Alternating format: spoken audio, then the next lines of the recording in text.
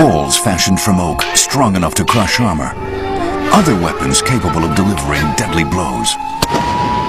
Sometimes in martial arts, it's all in the force, being with you.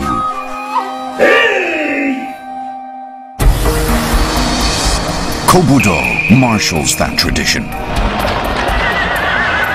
Despite the image of refinement and sometimes spirituality, martial arts grew up on the battlefield. They were the warrior's means of survival. Nicholas Pettis is the warrior's descendant. His battles are fought in karate and other combat sports.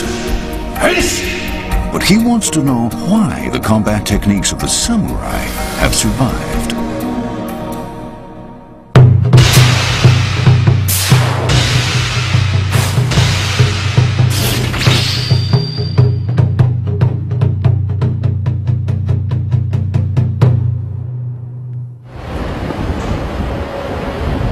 Welcome to Samurai Spirit, and I'm your host, Nicholas Pettis. In today's program, we're going to find out exactly what Kobudo is, which literally means ancient martial art. Originating on the battlefield of the samurai warrior, it is a style based on one concept only: survival.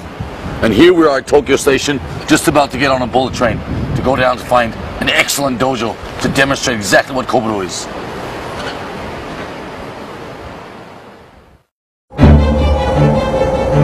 Many martial arts emphasize on a spiritual awareness, but Kobudo is all about defeating one's opponent.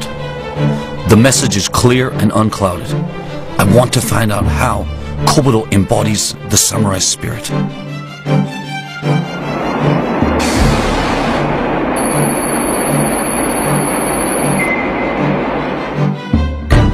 Nicholas heads to the foot of Mount Fuji. It's the home ground of a school of Kobudo with a history of well over 400 years. The search starts here.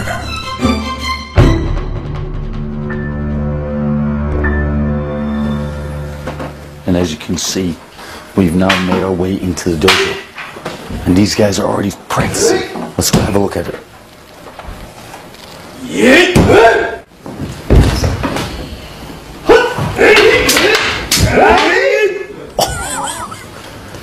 You have a look at what these guys are doing? I'm just gonna walk inside and check it out.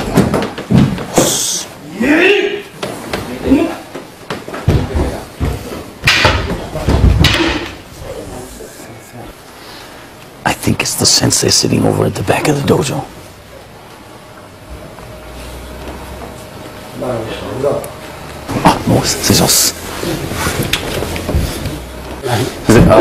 My name is Nicholas Pettis, and I'm here to It's my pleasure. Spirit. Very nice to meet you.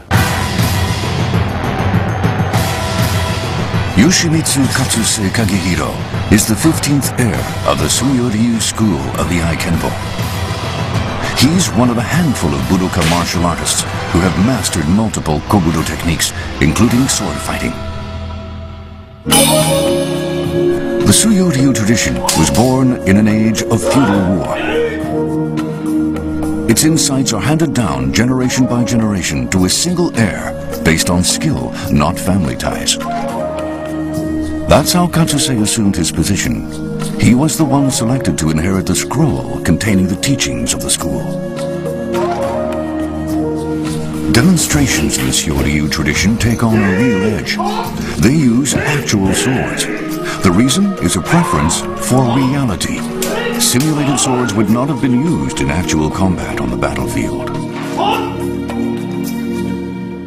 I was hoping maybe, if it's not too much of an interruption in the training, that maybe you could tell me a little bit about what Kobudo really is. You mentioned Kobudo, but we haven't reached that level yet. At this point, the emphasis is still very much on technique. Killing techniques, to speak frankly. That makes what we're doing Kobujutsu, not Kobudo. Many years of training are needed to become a master of Kobujutsu. Only then can one achieve the spiritual benefits associated with the pursuit of Budo, the way of martial arts. Nicholas asked to see a demonstration of the main techniques of the Suyo-ryu. They all involve actual weapons. That does wonders for concentrating the body and the mind. Kusarigawa Jutsu. These are techniques for using a sickle and chain to devastating ends.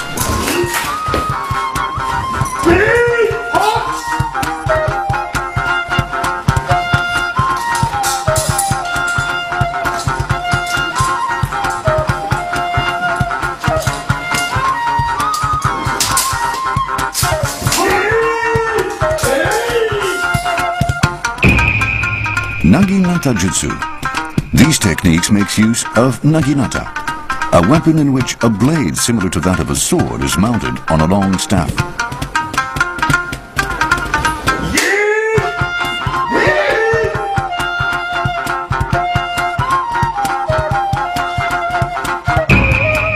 Jojutsu. A hard wooden staff is swiftly manipulated to overcome and overwhelm an opponent.